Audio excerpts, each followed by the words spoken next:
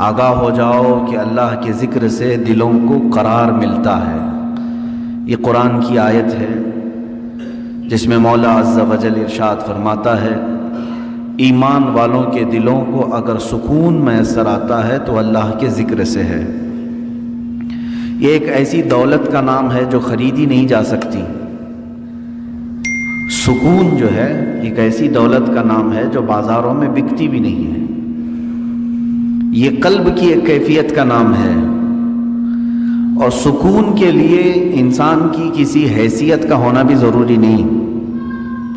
بعض لوگ یہ سمجھتے ہوں گے کہ اتنا میں کما لوں گا تو سکون ہو جائے گا، ایسا کچھ بھی نہیں ہے۔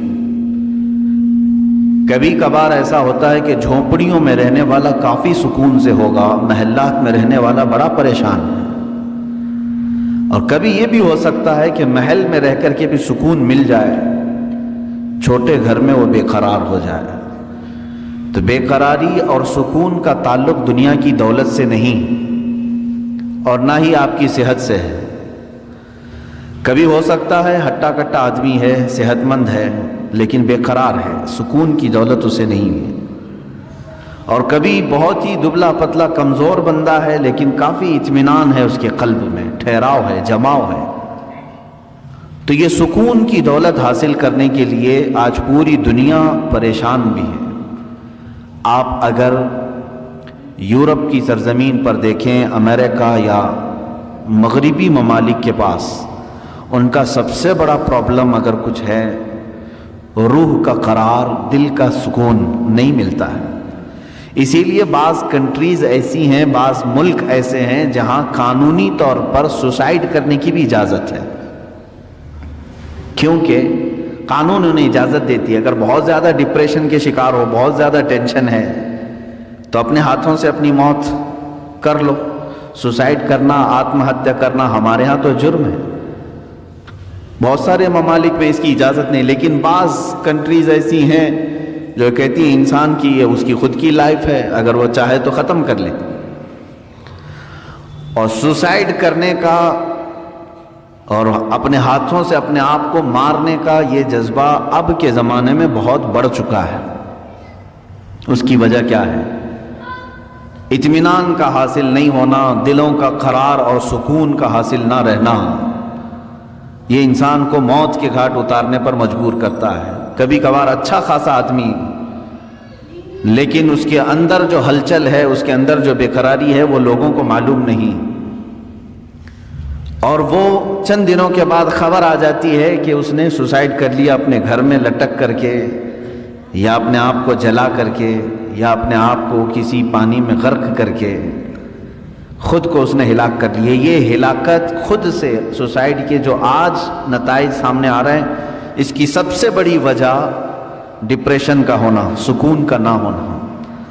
اے میرے عزیزو، اس قرآن عظیم میں اللہ تعالیٰ نے اس کا علاج بھی تو بتایا ہے، دوا خود اللہ نے بتایا ہے، اور اس نے ہمیں پیدا کیا، وہ بہتر جانتا ہے۔ ہمارے قلب کو اس نے بنایا، دل کو اس نے بنایا ہے۔ دنیا نے ہمارے جسم کا کوئی پارٹ نہیں بنایا، یہ سب رب ذوالجلال کے کارہائے نمایاں ہیں، قدرت کے کرشمے ہیں۔ اور اس نے جب قرآن میں ایک ہی آیت میں دو جگہوں پر یوں فرمایا، الذین آمنوا وتطمئن قلوبهم بذکر اللہ، وہ لوگ جو ایمان لائے ان کے دل اللہ کے ذکر سے مطمئن ہوتے ہیں۔ الا بذکر اللہ تطمئن القلوب، آگاہ ہو جاؤ اے لوگو، اللہ کے ذکر سے ہی دلوں کو سکون ملتا ہے۔ تو ذکر اللہ یہ رب ذوالجلال کی طرف سے دی گئی دوا بھی ہے، شفا بھی ہے، دعا بھی ہے، علاج بھی ہے۔ اور اسی سے دور بھاگ کر کے آج لوگ بے قراری میں ہیں۔ میں نے شاید پچھلے ذکر کی مجلس میں اس بات کو ذکر کیا ہوگا کہ اولیاء کاملین جو ہندوستان آئے، یا پھر دوسرے مقامات پر جو صوفیہ اکرام ہیں، صوفیہ اکرام نے جو اسلام کی تبلیغ فرمائی، سب سے بڑا ان کے پاس ہتھیار کیا تھا؟ آج مثال کے طور پر آپ ہم سب کو اگر سنتے ہیں مجھے، تو ظاہر سی بات ہے میری اور دوسری چیزیں تو آپ کو معلوم نہیں ہوں گی، لیکن تقریر معلوم ہے کہ یہ مشہور ہیں اپنی تقریر سے یا بیان سے، یہ ایک چیز معلوم ہے۔ اولیاء کاملین کا ایسا کون سا بڑا ہتھیار تھا، کون سا بڑا ذریعہ تھا جس کے ذریعے سے وہ تبلیغ اسلام کرتے تھے؟ وہ تقریریں زیادہ نہیں، بلکہ وہ اللہ کے ذکر سے لوگوں کے دلوں کو دھلتے تھے۔ اس چیز سے ہم بہت دور آ چکے ہیں۔ آج جو معاشرہ ہے ہمارے ہاں، قلب کی صفائی کا نظام ہی ختم ہو چکا ہے۔ آج ڈھونڈ کر کے نکالو، بہت سارے بچے پریشان ہیں جو کچھ تحقیق طلب ہیں، جو ریسرچ اسکالر ہیں، وہ پوچھتے بھی ہیں کہ آج بھی ایسی کوئی خانقاہ ہے جہاں دلوں کی مرض کا، دلوں کی بیماری کا علاج ہوتا ہے؟ تو ہم جواب میں یہ کہتے ہیں ہم بھی اسی انتظار میں ہیں، ہم بھی اسی تلاش میں ہیں۔ ہاں، ایسا نہیں ہے کہ پوری دنیا سے یہ سب چیزیں اٹھ گئی ہیں، اللہ ماشاء اللہ ترکی کے مشائخ آج بھی علاج کرتے ہیں، مصر کے بعض شاذلی مشائخ ہیں جو اپنے مریدین کی آج بھی تربیت کرتے ہیں۔ میں ان کی خانقاہوں میں بیٹھا ہوں جہاں وہ رزق سے لے کر کے ذکر کے تمام مقامات، مراتب، دن اور رات کے تمام تر جو ڈسپلن ہو سکتا ہے راہ سلوک کا، وہ ساری چیزیں آج بھی بتاتے ہیں۔ لیکن یہ ماحول ختم ہو چکا جو صوفیاء اکرام کا تھا۔ آپ سلسلہ چشتیہ کے جتنے مشائخ کو آپ دیکھیں گے ہندوستان آئے ہیں، ان کے ذکر ہی مشہور ہیں۔ حضرت خواجہ سرکار غریب نواز رضی اللہ تعالیٰ عنہ کا ذکر مشہور ہے۔ ختم خواجگان میں بھی ان کے بعض اذکار شامل کیے گئے ہیں۔ خواجہ قطب الدین بختیار کاکی رحمۃ اللہ علیہ، حضرت بابا فرید الدین گنج شکر رحمۃ اللہ علیہ، صابر علاء الدین کلیری رحمۃ اللہ تعالیٰ عنہ۔ ان کا حال تو یہ ہے کہ قبر میں گئے، خود سے بنی بنائی ہوئی اور بند کروایا، اور 9 سال تک ذکر الہی میں مشغول رہے، باہر کسی نے ان کو دیکھا نہیں۔ یہ وہ لوگ تھے جن کے اوپر فنا کی کیفیت طاری ہو جاتی، وجدانی کیفیت طاری ہوتی۔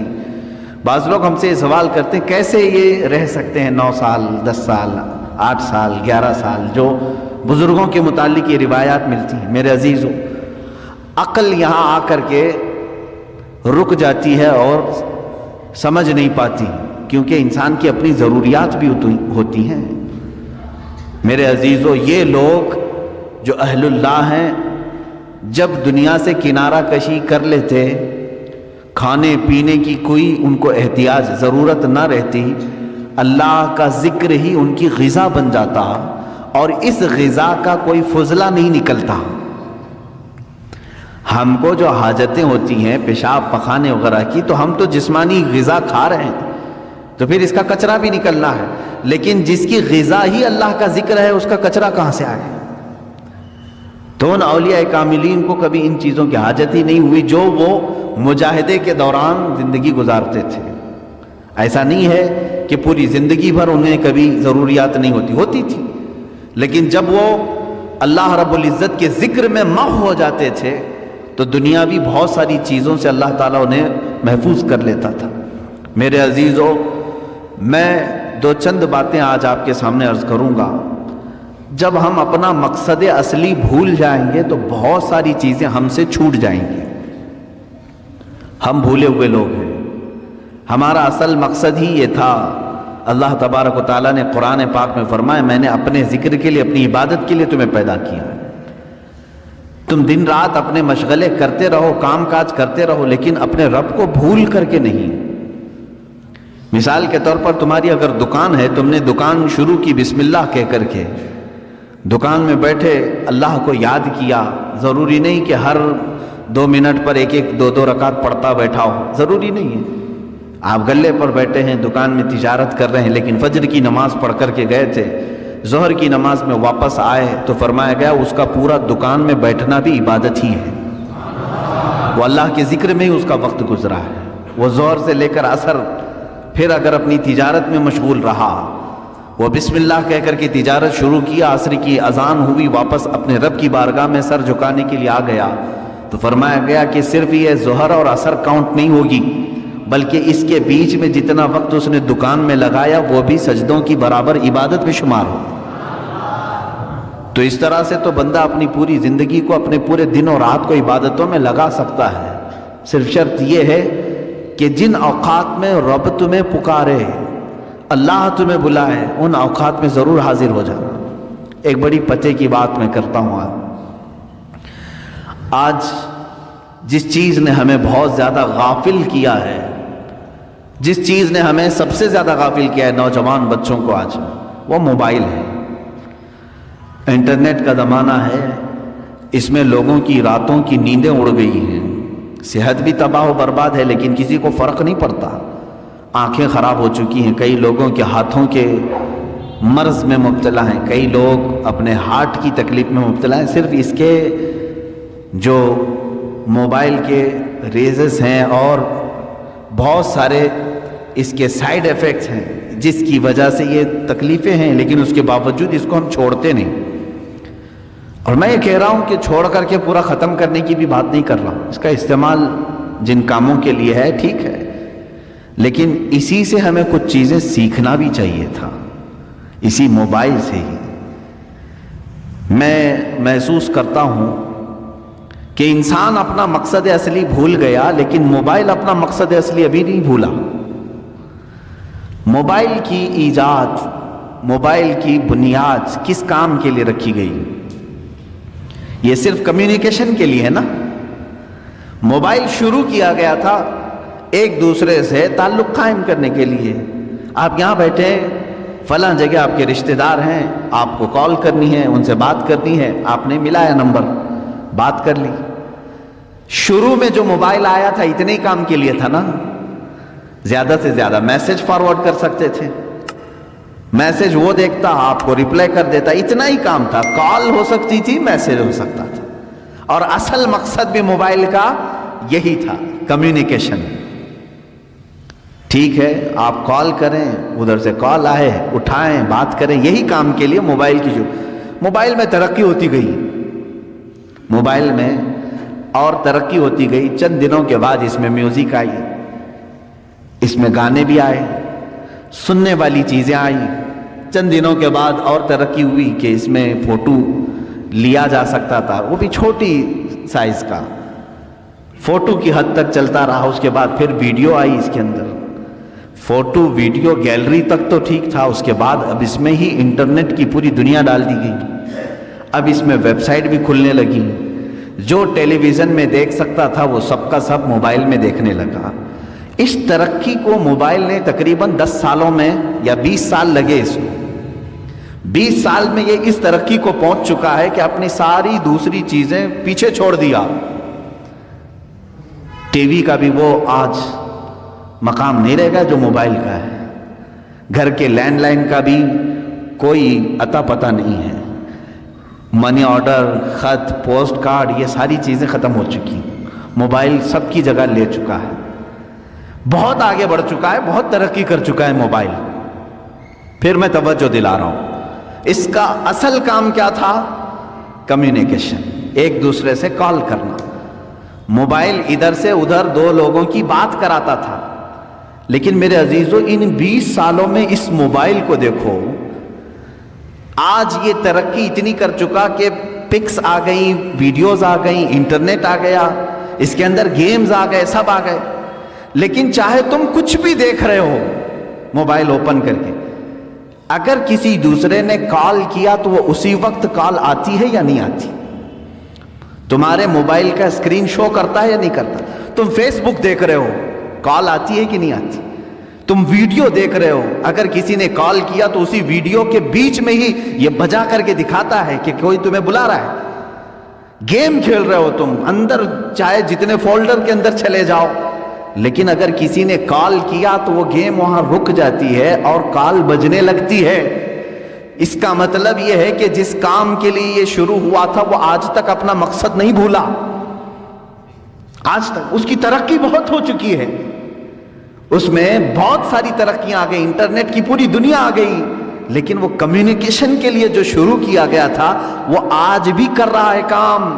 تم اس موبائل میں 1000 کام کر رہے ہو، لیکن اگر کسی نے تمہیں کال کیا تو اسی کاموں کے بیچ میں ہی وہ تمہیں بجا کے دکھائے گا، گھنٹی بج جائے گی۔ میرے عزیزو، اس موبائل سے ہی یہ بھی سیکھنا چاہیے، انسان کا مقصد اصلی اللہ کی عبادت ہے۔ تم چاہے جتنی بھی ترقی کر چکے ہو، آج تم گھاس پھوس کی مسجدوں سے سنگ مرمر کی مسجدوں میں آ گئے. آج ترقی کے زمانے میں تم گھوڑا گاڑی نہیں مرسیڈیز میں گھوم رہے ہوں گے. تم آج یکا گاڑی میں نہیں بلکہ پلین میں سفر کر رہے ہوں گے, ٹرین میں سفر کر رہے ہوں گے, بہت ترقی کر چکے ہو. لیکن اسی سے اگر سیکھ سکتے تو سیکھ لیتے. آج بھی اگر اللہ کی پکار آ جائے تو مجھے ان کاموں کو چھوڑ کر اسی کے بارگاہ میں حاضر ہونا چاہیے. یہ مشین ہے, ایک آلہ ہے. اس مشین نے آج تک اپنا مقصد نہیں فراموش کیا.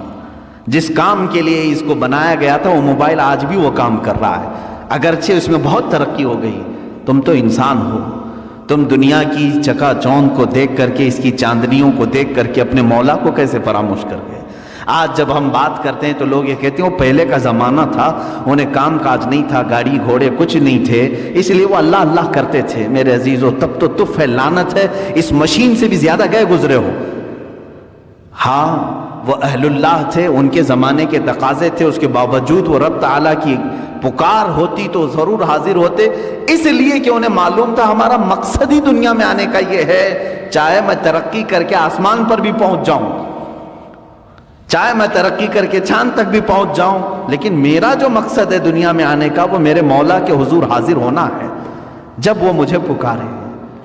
عزیزان گرام وقار, آج جن چیزوں نے ہمیں اپنے مقصد سے دور کیا ہے ان چیزوں سے ہی تم سیکھ سکتے تھے.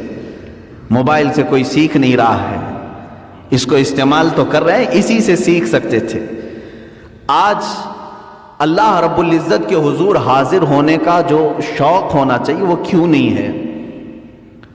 اچھا, ایک اور بات اسی موبائل سے ہم نے جب تحقیق کیا تو یہ بھی پتہ چلا, جب پڑھتے تھے نا کتابیں, سنتے تھے کہ امام اعظم ابو حنیفہ رضی اللہ تعالیٰ عنہ رات کو کھڑے ہوتے تو صبح تک ایک قرآن ختم کر لیتے تھے. 4 ورق پڑھنے نہیں ہوتا آج مسجد میں, 2 ورق پڑھتے ہی بھاگنے کا دل کرتا ہے لوگوں کا. 30 پارے ایک رات میں کیسے ہوتے تھے, کیسے وہ پڑھ جاتے تھے, ایک رات میں کیسے پورا ختم قرآن ہوتا تھا. بلکہ آج بھی موجود ہے جو لوگ کثرت سے قرآن پڑھتے ہیں, یقیناً انہیں کوئی تو مزہ ملتا ہوگا تبھی تو پڑھتے ہوں گے.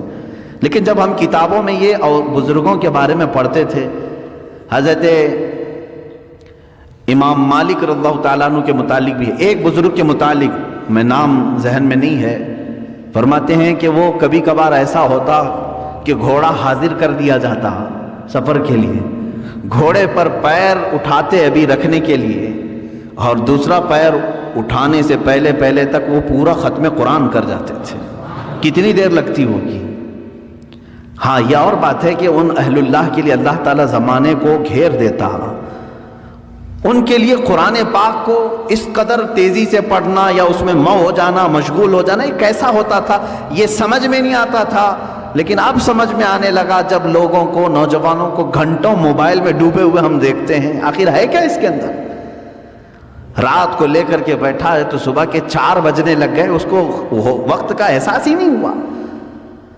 فلموں کو دیکھ رہے ہیں یا پھر ویڈیو گیمز, ان تمام چیزوں میں جب نوجوان بیٹھے رہتے ہیں تو ان کو وقت کا خیال ہی نہیں رہتا. ہو بہو اس لیے کہ تم اس کو دل دے بیٹھے ہو, ان گیمز کو دل دے بیٹھے ہو, اس لیے تمہیں وقت کا احساس نہیں ہو رہا. یہ دل اگر قرآن کو دیا ہوتا تو قرآن کے پڑھنے کا بھی تمہیں کبھی اکتاہٹ اور ملال آ ہی نہیں سکتا. ایک بزرگ سے سوال کیا گیا, انہوں نے فرمایا, سوال بھی بڑا اچھا ہے, انہوں نے کہا کہ کبھی ایسا ہوتا ہے فلم دیکھنے کے لیے بیٹھے 3-3 گھنٹے آرام سے بیٹھ جاتے ہیں, 4-4 گھنٹے کرکٹ دیکھنے کے لیے بیٹھ جاتے ہیں, کبھی کچھ بھی نہیں ہوتا, سکون سے بیٹھ جاتے ہیں. مسجد میں پائتی بدلتے رہتے ہیں ادھر سے ادھر. اگر تھوڑی دیر ہم بند کریں تو لوگوں کی بے قراری شروع ہو جائے گی, ادھر جانا ہے ادھر جانا ہے, ادھر آنا ہے ادھر آنا ہے, تھوڑی ہلکی آواز آئے کہ سب ادھر طرف توجہ کر لیں. یہ کیا مسئلہ ہے؟ ادھر سکون سے بیٹھتا نہیں ہے اور ادھر آرام سے بیٹھا رہتا ہے, وہاں گھنٹوں گزر جاتے ہیں. کیوں ایسا ہے؟ توجہ چاہتا ہوں. میرے عزیز, اس بزرگ نے فرمایا یہ اللہ تبارک و تعالیٰ کے بنائے ہوئے نظام ہے میرے عزیز. کیونکہ حدیث پاک میں میرے آقا صلی اللہ علیہ وسلم نے فرمایا 2 راستے ہیں یا دنیا میں, بہت خوبصورت راستہ ہے، ایک بہت خوبصورت راستہ ہے، وہ جہنم کا ہے، دوزخ کا ہے، اور ایک بہت ہی کھردرا راستہ ہے، اوبڑ کھابڑ راستہ ہے، وہ جنت کا ہے۔ شاک تو نہیں ہو رہے، میں الٹا بول گیا ہوں، حقیقت ہے۔ دوزخ کا راستہ دنیا میں خوبصورت بنایا گیا ہے، لیکن منزل خطرناک ہے، اور جنت کا راستہ کانٹوں بھرا ہے، اوبڑ کھابڑ ہے، لیکن منزل بہت خوبصورت ہے۔ یہ اللہ کے نبی صلی اللہ علیہ وسلم نے فرمایا، اس بزرگ نے اس کے سوال کا جواب دیا، میاں بات یہ ہے اگر تجھے کانٹوں پر بٹھایا جائے تو کتنی دیر تک تو بیٹھے گا؟ پالتی ادھر سے ادھر پائنتی بدلتا ہی رہے گا، ادھر چبا تو ادھر اٹھا، ادھر چبا تو ادھر اٹھا۔ یہ بے قراری کانٹوں پر بیٹھنے کی وجہ سے ہے، اور جہنم کے راستے پر جو بیٹھا ہے 4 گھنٹے 5 گھنٹے وہ سکون سے ہی بیٹھے گا، اس لیے کہ دنیا میں اس کے لیے سکون، بظاہر سکون نظر آئے گا، تو باغیچے میں بیٹھا ہے جیسے جس طرح سے، تو دوزخ کے راستے پر دنیا میں جو بیٹھا ہوا ہے وہ اپنے پورے گھنٹے خرچ کرے گا، اسے وہاں اطمینان کی طرح لگے گا۔ جنت کا راستہ اگرچہ کانٹوں بھرا ہے لیکن منزل بہت خوبصورت ہے۔ میرے عزیزو، اس بات کو سمجھ کر کے چلو، آج تھوڑا بہت سٹرگل کرنا ہوگا تب تمہیں قلب کا سکون ملے گا، اور اگر آپ گناہوں میں اپنے دل کی لذت اور سکون چاہتے ہیں تو یہ کیسا سکون ملے گا جانتے ہیں آپ؟ کھجلی والا سکون، کھجلی والا سکون۔ گناہوں کی لذت سے جو سکون ملتا ہے وہ کھجلی والا سکون۔ میں اکثر کہا کرتا ہوں، کھجانے کے وقت اچھا لگتا ہے، جب کھجلی ہو تو دل کرتا ہے، من کرتا ہے کہ کھجاؤں، اس کو کھجاؤ، لیکن جب چھوڑ دیتے ہو اس کے بعد جلن شروع ہوتی ہے، زخم شروع ہو جاتے ہیں۔ تو یہ کھجلی والا سکون کب؟ جب تک کھجاتے رہتے تبھی تک، اور چھوڑ دیا تو جلن بھی ہے، داغ بھی ہے، زخم بھی ہے۔ گناہوں کی لذت سے ملنے والے سکون کی وہی علامت، وہی کیفیت ہے میرے عزیزو۔ جب تم گناہ کر رہے ہو اس وقت تمہارے نفس کو اچھا لگ رہا ہوگا، لیکن جب عمر ڈھل جائے گی ان گناہوں کے دھبے تمہیں پریشان کریں گے، یہ زخم رہ جائیں گے۔ یہاں تک کہ جنت میں کچھ لوگ آئیں گے، جنت میں آ بھی جائیں گے، لیکن ان کی پیشانیوں پر دوزخ میں جلے ہوئے داغ موجود ہوں گے۔ ان کو دوسرے جنتی دیکھ کر کے کہہ رہے ہوں گے، یہ فلاں فلاں گناہوں کی وجہ سے اسے داغا گیا ہے، ابھی تک داغ نہیں جا رہا ہے۔ کتنے 100 سال کے بعد وہ آیا ہوگا جنت میں، لیکن داغ نہیں جا رہے ہیں۔ کھجائے ہوئے داغ جلدی جاتے نہیں ہیں۔ ہمیں بچپن میں نہیں بلکہ جب نئی جوانی شروع ہوتی ہے تو ایک بیماری آتی ہے اکثر نوجوانوں کو، پمپلز کی، خاص طور پر حکمہ جو ہے، علاج اس کا سب سے بہترین علاج یہی بتاتے ہیں کہ اس کو ہاتھ نہ لگاؤ، بس اسے ناخن نہ لگاؤ، اس کو پھوڑو مت، اس لیے کہ وہ دھبا پیدا کر دیتا ہے۔ تمہیں بے قراری ہو رہی ہے، اور جب تک اس کو نہ نکالوں، حالانکہ وہ بہت خراب تو نہیں لگتا لیکن تمہیں خراب لگنے لگتا ہے، یہ سائیکالوجی ہے۔ اس کو پھوڑ دیتا ہے، کھینچ کے نکال دیتا ہے۔ کچھ لوگوں کو تو میں نے دیکھا بلیڈ سے کاٹتے ہوئے، زخم تو کر لیا لیکن وہ ہمیشہ کے لیے اس پہ داغ رہ گیا۔ اب اس داغ کو ختم کرنے کے لیے پتہ نہیں کتنے کریم لگاتا ہے، پھر اس کو لیپا پوتی کی جاتی ہے۔ گناہوں کی ایسے ہی معاملات ہیں، جنہوں نے جوانی میں لطف اٹھائے، لذتیں اٹھائی، اپنے ہاتھوں سے گناہ کیے، اپنے شرمگاہ سے گناہ کیے، اپنی آنکھوں سے گناہ کیے، اپنے زبان سے کیے، چند دنوں کے بعد یہ گناہوں کے دھبے اس طرح سے ہوتے ہیں کہ اللہ رب العزت کی نظر رحمت اس کی طرف نہیں ہوتی ہے، اس کی دعائیں بار اجابت سے نہیں ٹکراتی ہیں۔ یہ تمام معاملات اس کے اپنے کیے ہوئے ہوتے ہیں، اسی لیے قرآن کہتا ہے ما اصابکم من مصیبت فبما کسبت ایدیکم، جو کچھ بھی مصیبتیں تم پر آتی ہیں یہ تمہارے اپنے ہاتھوں کی کمائی ہے، تم نے اپنے ہاتھوں سے کیا ہے۔ عزیزان گرامی وقار، اب قلب کے سکون کے لیے تھوڑا سٹرگل تو کرنا ہوگا، تھوڑا سٹرگل کرنا ہوگا۔ اولیاء کاملین نے جو مقامات حاصل کی، آپ کرامات تو ان کے سنتے بھی ہیں، بیان بھی کرتے ہیں، کیا پہنچے ہوئے ولی تھے، لیکن کبھی سوچا آپ نے وہ پہنچے کس طرح سے تھے؟ ان کی ٹھوکروں میں مردوں کا زندہ کرنا اللہ نے رکھ دیا، ان کو طاقت و قوت اتنی عطا کی کہ اللہ رب العزت نے ان کے لیے پوری کائنات کشادہ کر دی کہ میرے بندے تو جہاں چاہے جس طرح چاہے زندگی گزار، جو تجھے چاہے وہ حاصل کر لے۔ یہ کب ہوتا ہے ان کا مقام؟ میرے عزیزوں، وہ یوں ہی نہیں حاصل کرتے، اپنے آپ کو اللہ کی بارگاہ میں فنا کر دیتے ہیں۔ اسی لیے شاعر نے کہا ہے، مٹا دو اپنی ہستی کو اگر کچھ مرتبہ چاہو، مٹا دو اپنی ہستی کو اگر کچھ مرتبہ چاہو، کہ دانا خاک میں مل کر گلے گلزار بنتا ہے۔ بیج کو کیچڑ میں بونا پڑتا ہے تب جا کر کے پھول اگتے ہیں۔ تم اگر یہ سوچتے ہو کہ میں سارے مرغن غذائیں کھاؤں، بہترین چکن مٹن اور سارے گھی مرغن سب چیزیں کھا کر کے میرے دل کو ذکر کی لذتیں ملیں، مشکل ہے، ایسا مشکل ہے۔ یہ راستہ تھوڑا سا کٹھن ہے۔ میں تصوف کے راستے پر آپ کو کہہ رہا ہوں، کچھ چیزوں کو روکنا ہوگا، صبر کے راستے پر آنا پڑے گا۔ سرکار غوث پاک رضی اللہ تعالیٰ عنہ کی بارگاہ میں ایک بوڑھی خاتون آئی، اپنے بیٹے کو چھوڑ گئی، کہا اس کو اچھا بنائیے، اس کو اچھا بنائیے، اس پر اتنی نظر کیجئے کہ یہ آپ جیسا بن جائے۔ کہا ٹھیک ہے، اس کو چھوڑ جاؤ۔ خانقاہ میں رہنے لگا۔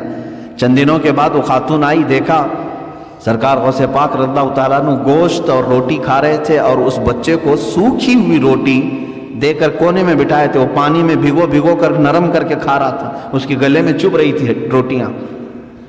ماں تھی، دیکھ کر کے گھبرائی اور کہا شیخ عبد القادر جیلانی رضی اللہ تعالیٰ عنہ سے، آپ تو بڑا اس کے ساتھ بے انصافی کا معاملہ کر رہے ہیں، نا انصافی کا معاملہ کر رہے ہیں۔ خود تو آپ گوشت اور روٹی کھا رہے ہیں، اور میرے بچے کو سوکھی روٹی جو حلق سے اتر نہیں رہی۔ آپ نے پورا دسترخوان سے جو کچھ بھی تھا کھانے کے بعد اس خاتون کو جواب زبان سے نہیں دیا، وہ جو ہڈیاں جمع تھی سب کو جمع کیا اور اس پر ہاتھ رکھ کر کے کہا قم باذن اللہ، اللہ کے حکم سے اٹھ جا۔ تو وہ جو مرغی ذبح تھی وہ پھر سے زندہ ہوئی۔ بعض اولیاء کاملین کو یہ تصرف دیا گیا ہے، وہ مرغ زندہ ہوا۔ آپ نے اس خاتون سے کہا کہ اے خاتون، جب تیرا بیٹا بھی اس لائق بن جائے تو اسے بھی میں ایسے ہی کھلاؤں گا۔ اس کی تربیت کا زمانہ ہے، اسے آج صبر سکھایا جا رہا ہے۔ میرے عزیزوں، آج یہ میرے لیے بھی نصیحت ہے، آپ کے لیے بھی نصیحت ہے۔ ہم اچھے کھانے کھاتے ہیں، لیکن ہفتے میں ایک مرتبہ اپنی زندگی میں ایسا دن بھی رکھو کہ یا تو وہ دن روزے سے ہو جائے، یا تو پھر اس دن فاقہ اس طرح سے کریں کہ جس کو نفس نہ پسند کرتا وہ چیز ہم کھائیں۔ سوکھے چوڑے ہمارے ہاں ملتے ہیں، ظاہر سی بات ہے اس کو چبانے میں دقت ہوتی ہے۔ اس نفس کو مارنا ہو تو ایک دن ایسا رکھو کہ اسی کو کھا لیں۔ روٹیاں سکھا کر کے رات کو اولیاء کاملین رکھتے تھے صرف اپنے نفس کو مارنے کے لیے۔ جب تک آپ یہ جنگ نہیں کریں گے، ذکر کی لذت آپ کو نہیں ملے گی۔ ہاں، آپ اللہ اللہ اللہ اللہ کریں گے، سر ہلے گا، دل کچھ بھی نہیں ہلے گا۔ دل کو ہلانے کے لیے پریکٹیکلی طور پر آپ کو کچھ چیزوں سے گزرنا پڑے گا۔ سب سے پہلی چیز ہے اس میں اپنے غذاؤں پر کنٹرول، اپنے غذاؤں پر کنٹرول۔ یہ غذاؤں کی لت جو ہے ہمیں آج حرام کاریوں کی طرف لے جا رہی ہے۔ زبان کے چٹخارے جو ہیں بہت خطرناک ہیں۔ اسی لیے دنیا میں دو ہی شہوت ہے، سب سے بڑی شہوت، ایک شرمگاہ کی شہوت اور ایک زبان کی شہوت۔ ان دو کو اگر کسی نے شکست دے دیا تو وہ ولی بن جائے گا، ولی بن جائے گا۔ زبان کی شہوت یہ ہمیشہ اس کو جو لذت مل گئی وہی کھانا چاہتی ہے۔ جس کو گوشت کھانے کی لذت نہیں، گوشت حرام نہیں ہے، حلال ہے، لیکن کوئی اگر اس کا ایڈکٹ ہو گیا کہ بغیر اس کے تو مجھے چلتا ہی نہیں، تو گویا کہ تم گوشت کے غلام ہو، اپنے اوپر کسی چیز کو تم نے لازم کر لیا ہے۔ کچھ چیزیں ایسی ہیں میرے عزیزوں کہ یہ زبان تم سے وہ سب کراتی ہیں۔ اگر ایڈکٹ ہو گئے تھے، بغیر گوشت کے کھا نہیں سکتے تھے، اتفاق سے ایسا وقت آ گیا زندگی میں کہ پیسہ بھی نہیں ہے، کچھ بھی نہیں ہے، گوشت گھر میں نہیں آیا، کیا کریں گے؟ زبان دوسری چیز تو نگلتی نہیں، چوری کریں گے۔ اور کسی ایسی جگہ پر گئے جہاں پر صرف خنزیر کا گوشت مل رہا ہے، وہ بھی کھا لیں گے۔ کھاتے ہوئے میں نے دیکھا ہے ممبئی میں، زبان کا چٹخارا ہے۔ پیزا ملتا ہے، خنزیر کا گوشت ڈال کر کے آدمی بیچ رہا ہے، لوگ خرید رہے ہیں، کھا رہے ہیں۔ نان ویج کھانے کا ایک شوق ہے۔ میرے عزیزوں، کوئی بھی چیز اپنے اوپر اتنی غالب نہ کر لو کہ تم اس کے غلام بن جاؤ اور مجبوری میں تمہیں وہ سب کرنا پڑ جائے۔ ہاں، دنیا سے بقدر ضرورت چیز اٹھاؤ، کسی بھی چیز کو اپنے اوپر حاوی ہونے نہ دو۔ دو بزرگوں کی بات میں بتا کر کے اپنے ذکر کی مجلس شروع کرنے جاتا ہوں۔ ایک ہیں سیدنا ابو بکر شبلی رضی اللہ تعالیٰ عنہ، سیدنا جنید بغدادی رضی اللہ تعالیٰ عنہ کے خلیفہ مجاز، مرید صادق۔ شجرہ قادریہ میں ان کا نام آتا ہے۔ بحر شبلی شیر حق دنیا کے کتوں سے بچا، ایک کا رکھ عبد واحد بے ریا کے واسطے۔ سیدنا ابو بکر شبلی رضی اللہ تعالیٰ عنہ، ان کے ذکر کرنے کے متعلق تو کتابوں میں لکھا ہے کہ رات کے وقت جب یہ کھڑے ہوتے، دیکھیں نیند کا بھی تو غلبہ ہوتا ہے نا انسان کو۔ اب زیادہ دیر اگر میں بٹھاؤں تو جمائی شروع ہو جائے گی، ہاں ہو کھولنا شروع کرے۔ کھانا جب زیادہ ہو جاتا ہے تو نیند کا غلبہ بھی آیا، اور یہ نیند بھی اللہ رب العزت کی یاد سے غافل کرنے والی چیزوں میں سے۔ خشوع و خضوع نہیں رہے گا، اطمینان قلب نہیں رہے گا، یا تو مجبوری میں بیٹھے گا، یا تو تماشا دیکھنے کے لیے بیٹھے گا، یا تو صرف نام گنانے کے لیے بیٹھے رہے گا۔ جو اس کا قلب کا حضور ہے، حاضری، وہ نہیں ہو پائے گی۔ نیند کا غلبہ آیا۔ حضرت ابو بکر شبلی رحمۃ اللہ تعالیٰ علیہ سلسلہ قادریہ کے مشہور بزرگ ہیں۔ رات کو عبادت کے لیے کھڑے ہوئے، جھپکی آئی، اونگ آتی ہے، صرف ایک اونگ آئی، اللہ اکبر۔ اس کے بعد آپ اتنا روئے، اٹھے اور جا کر کے کیا کرنے لگے معلوم؟ نمک میں سلائیاں پھیر کر اپنی آنکھوں میں لگایا۔ نمک کا سرما لگاتے تھے، صبح تک ان کی آنکھوں سے خون بہتا تھا۔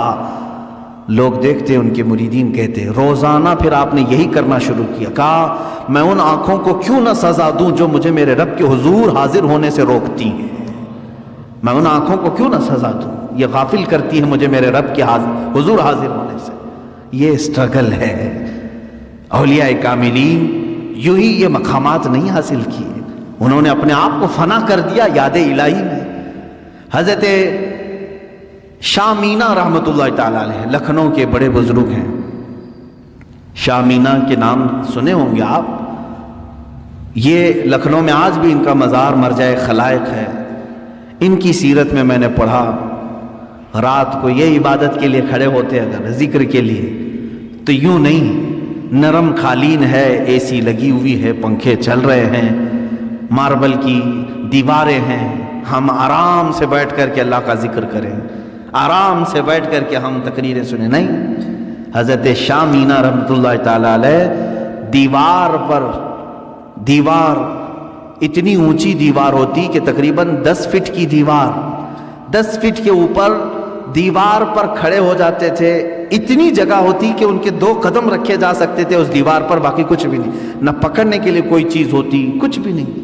اسی حالت میں کھڑے ہوتے، لوگ کہتے زمین پر پڑے، کہتے ہیں کہیں مجھے زمین پر پڑھتے پڑھتے سستی آ گئی، کاہلی آ گئی تو میں ڈرتا ہوں کہ میرے رب کی توہین نہ ہو جائے۔ میں دیوار پر اس لیے کھڑا ہوتا ہوں کہ اگر میرے جسم کو سستی آ بھی گئی تو سزا مل جائے گی، دیوار سے دھڑام سے گروں گا، جسم کو جو سزا ملنی وہ مل جائے گی۔ دیوار پر ایسے کھڑے ہوتے تھے، ایسے کھڑے ہوتے کہ پکڑنے کے لیے کوئی چیز وہاں پر نہیں ہوتی۔ ظاہر سی بات ہے بالکل الرٹ آدمی رہے گا اس طرح سے۔ عزیزان اکرام وقار، ان اولیاء کاملین کی عبادتوں کو ہم نہیں پہنچ سکتے، لیکن یہ واقعات ہم اس لیے سناتے ہیں کہ اس کا ایک عشر عشیر، ایک ذرہ تو ہماری زندگی میں آ سکے۔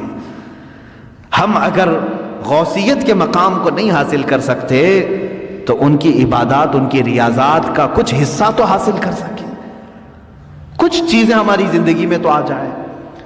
آج ہم برسوں سے ذکر کی مجلسوں کو چھوڑے بیٹھے ہوئے ہیں، نہ ہمیں کوئی کرانے والا ہے نہ ہم کرنے جا رہے ہیں۔ کبھی آپ نے دیکھا ہمارے گھروں میں ساری چیزیں بالکل جیسی چلتی تھی ویسی چل رہی ہیں، کھانا اپنے وقت پر چلتا ہے، اور کچھ لوگوں کی ہاں بالکل فکس ہے، چل رہا ہے، سیریل اس وقت چلنا ہے، فلم اس وقت چلنا ہے، وہ ریگولر چل رہے ہیں، ناغہ اس میں نہیں ہوتا ہے۔ چلیں کچھ اچھے گھر ہیں وہاں تقریریں چل رہی ہیں، نعتیں چل رہی ہیں، ٹھیک ہے، یہ سب چل رہے ہیں۔ کبھی آپ نے اپنے ضمیر سے پوچھا اللہ کا ذکر کہاں گیا میری زندگی سے؟ اللہ کا ذکر کہاں گیا؟ کیا میں اپنے گھر والوں کو لے کر کبھی بارگاہ رب العزت میں ذکر کے لیے مشغول ہوتا ہوں؟ نہیں ہے۔ سالوں سال کی فہرست نکال کر کے دیکھیں تو کوئی مجلس ذکر نہیں ملتی، کوئی محفل ذکر نہیں ملتی۔ آج تو حال یہ ہے کہ دنیا یہ چاہتی بھی ہے کہ تم اللہ سے اتنے دور ہو جاؤ کہ تمہیں احساس بھی نہ ہو کہ خدا ہے۔ معاذ اللہ رب العالمین۔ مجھے آج ہی اس بات کا احساس بھی ہو رہا تھا۔ ممبئی میں آج ممبئی کے ہمارے بچے آئے ہوئے ہیں، 6 مہینے کے بعد آج انہوں نے جمعہ کی نماز پڑھی۔ اس طرح سے مجمع میں آج بھی مسجدیں بند ہیں وہاں پر۔ افسوس ہوتا ہے مجھے، دلی افسوس ہے۔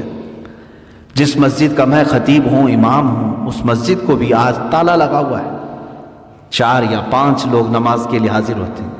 میں یہ بات کیوں کہہ رہا ہوں معلوم ہے؟ باقی سارے لوگ جو وہاں پر ہیں اتنا عرصہ بغیر رب ذوالجلال کی بارگاہ میں گئے گزارا نہ، تو اب دل سخت ہو گئے، اب دلوں میں کالک پڑ گئی، مہریں لگنے کا وقت آ گیا۔ مسجد کے پاس سے گزر جاتے ہوں گے، اندر جانے کا خیال بھی نہیں آتا۔ ہاں میں سب کی بات نہیں کر رہا ہوں، کچھ کو تو دل دکھتا بھی ہوگا، اندر جائیں کیسے، میرے مولا کے حضور اپنی پیشانیاں کیسے ٹیکیں۔ عزیزان گرام وقار، سیدنا ابراہیم بن ادھم رضی اللہ تعالیٰ عنہ فرماتے ہیں، مجھ سے دنیا پوری چھین لی جائے میں کسی پر واویلا نہ کروں گا، لیکن اگر میرے لیے اللہ کی کسی مسجد کا دروازہ بند ہو گیا تو میری موت ہے۔ فرماتے میری موت ہے۔ حضرت ذوالنون مصری رضی اللہ تعالیٰ عنہ، یہ وہ بزرگ ہیں جنہوں نے 40 سال مسجد میں اعتکاف کیا لیکن ٹیک تک نہیں لگائی دیوار کو، مسجد کی دیوار کو سہارا تک نہیں لیا۔ وہ مسجدوں میں ان کا دل لگا ہوا ہوتا تھا۔ حدیث آپ پڑھ کر کے دیکھیں، اللہ کے حبیب صلی اللہ علیہ وسلم فرماتے 7 لوگ ایسے ہیں جن کو قیامت کے دن بھی اللہ اپنے عرش کا سایہ عطا کرے گا، جب کسی پر کوئی سایہ نہیں ہوگا، سورج سوا نیزے کے فاصلے پر کھلا رہے گا، لیکن 7 قسم کے لوگ ایسے ہوں گے جن کو اللہ قیامت کے دن محشر کے میدان بھی سایہ عطا کرے گا، عرش کا سایہ ملے گا، وہ چھاؤں میں کھڑے ہوں گے۔ وہ کون ہے؟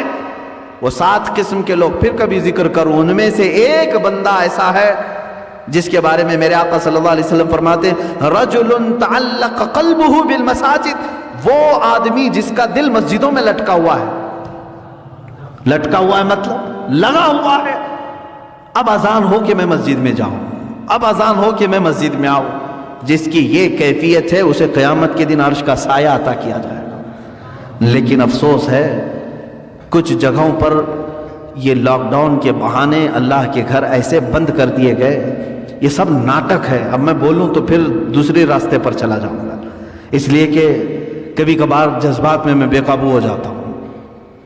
جو ہمارے ساتھ کھیل کھیلا جا رہا ہے فقط ایک بہانہ، کورونا کورونا کورونا، یہ کیا چیز ہے؟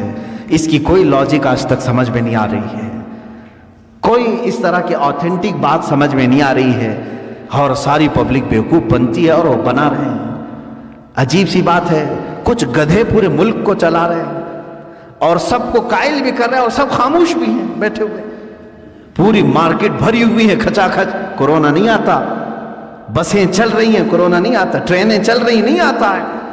مسجد میں 10 لوگ 20 لوگ آئیں تو کورونا کی تکلیف ہے۔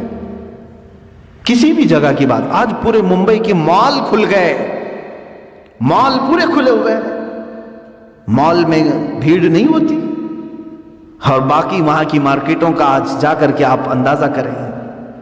میرے عزیزوں، صرف اور صرف میں، کوئی اور وجہ نہیں، اتنے لمبے عرصے تک آپ کے ہاں بیٹھا رہا ہوں، صرف اور صرف میرے پاس دل میں یہی ایک چیز آتی ہے، میں جاؤں، میرے لیے کافی انتظار ہے وہاں پر۔ ڈیلی شاید کوئی نہ کوئی ہمارے پاک سائٹ وکرولی والے فون کرتے ہی رہتے، کب آ رہے ہیں کب آ رہے ہیں، ان کے ہاں بھی انتظار ہے۔ میں صرف اور صرف یہ ایک بات سوچتا ہوں، اللہ تبارک و تعالیٰ نے یہاں پر ہمارے لیے دروازے کھلے رکھے ہیں، کہیں ان نعمتوں سے میں محروم نہ ہو جاؤں۔ یہ مجھے جمعہ کی نعمت اللہ نے دی ہے، عیدین کی نعمت ملی ہے، ہم عید الفطر سے نمازیں یہاں پڑھ رہے ہیں اور بالکل کھلے عام ہیں، سارے اپنی صفیں لگا کر کے پڑھ رہے ہیں۔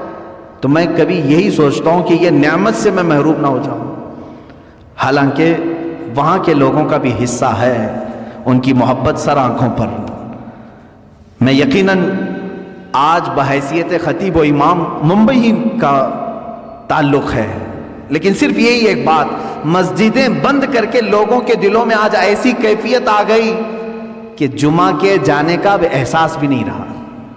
چند دنوں کے بعد یہی لوگ کہیں گے، کئی کام کاج پر ہیں، جمعہ ہو رہی، ارے چھوڑو اب زور پڑھ لیں گے، اتنے دنوں تک تو زور پڑھتے ہی تھے نا۔ جمعہ کی اہمیت دلوں سے ختم کر دی گئی۔ پہلے تو زندگی میں ایک جمعہ چھوٹنے پر ہم سب میں سے، بلکہ ہماری بات تو چھوڑیں، عام بندہ جو کوئی اور نماز نہیں پڑھتا ہوگا لیکن وہ جمعہ چھوڑنے کو بہت بڑا گناہ سمجھتا تھا۔ جو کبھی نماز کو نہیں آتا، جمعہ کے دن اس کے گھر میں جا کر کے دیکھو، نہا رہا ہے، خوشبو لگا رہا ہے، سرمے لگا رہا ہے، مسجد کے آنے کے اہتمامات کر رہا ہے، دوسری کوئی نماز نہ پڑھتا ہو۔ جمعہ کا اہم رتبہ ہمارے دماغ میں موجود تھا، اس کو ختم کر دیا گیا۔ اسی طرح سے ہمارے دلوں سے یہ تمام چیزیں غائب کرنے کے لیے پوری دنیا ایڑی چوٹی کا زور لگا چکی ہے کہ ایک وقت ایسا نہ آ جائے کہ تمہارے دلوں میں یہ بھی خیال ہونے لگے اللہ ہے بھی کہ نہیں ہے، معاذ اللہ رب العالمین۔ کیونکہ جب بندہ اس سے تعلق نہیں رکھے گا تو شیطان کا غلبہ اس کے اوپر ہو جائے گا، شیطان کا غلبہ اس کے اوپر ہو جائے گا اور وہ دماغ میں یہی چیزیں ڈالے گا، کہاں ہے کوئی خدا، کہاں ہے کوئی معبود جس کی عبادت کرنی ہے، سب تو نارمل ہے، ساری دنیا جی رہی ہے، معاذ اللہ رب العالمین۔ اللہ تعالیٰ اسی نحوستوں سے ہمیں محفوظ رکھے۔ اے رب ذوالجلال، زندگی میں کبھی وہ وقت آنے نہ پائے جس وقت ہم تجھ سے غافل ہو جائیں۔ مولا ہم سب کو ہمیشہ تیرے ذکر میں اور تیری یاد میں مشغول رکھ۔ دعا یہی کرتے رہیں، اور اللہ کا وعدہ ہے فَاذْكُرُونِي أَذْكُرْكُمْ، تم مجھے یاد رکھو میں تمہیں یاد کروں گا۔ اور اللہ کا وعدہ سچا ہے، جس نے اسے ذکر کے ذریعے آج یاد کیا، مولا تعالیٰ اس وقت تمہیں یاد کرے گا جب دنیا تمہیں بھول چکی ہوگی۔ دنیا بھول چکی ہوگی لیکن مولا نہیں فراموش کرتا، وہ یاد کرے گا۔ اور اس کی تفسیر میں آپ جا کر کے دیکھیں گے اس آیت کی، اللہ کیسے یاد کرتا ہے بندے کو، اللہ کیسے یاد کرتا ہے؟ تو فرمایا مفسرین نے، تم یہاں مجمع میں اس کو یاد کرو گے انسانوں کے، رب تبارک و تعالیٰ فرشتوں کی جماعت میں تمہارا ذکر کر رہا ہوگا، تمہارا نام فرشتوں کی جماعت میں اللہ بیان کرے گا، یہی اس کا یاد کرنا ہے۔ اور تم دنیا میں اگر مسجد میں اللہ کو یاد کر رہے ہوں گے، اللہ اس کے بدلے میں تمہیں جنت میں یاد کرے گا۔ رب تبارک و تعالیٰ تمہارے نام کا اعلان جنت میں فرمائے گا، اس کا یاد کرنا یہ بہت کمال کا ہے۔ اسی لیے دنیا میں یاد اگر کرو، ذکر اگر کسی کا کرو تو کس کا؟ اللہ رب العزت کا۔ الا بذکر اللہ تطمئن القلوب، آگاہ ہو جاؤ اللہ کے ذکر سے ہی دلوں کو سکون ملتا ہے۔ ذکر کی مجلس ہم قائم کرتے ہیں، اللہ تبارک و تعالی ہمارے دلوں کی کدورت کو ختم فرمائے، دلوں کی سختیوں کو دور فرمائے، ہمارے آنکھوں میں اللہ تعالیٰ سرور عطا فرمائے، ہماری زبانوں میں نور عطا فرمائے، ہمارے قلب کو، ہمارے ذہن کو وسوسوں سے محفوظ فرمائے۔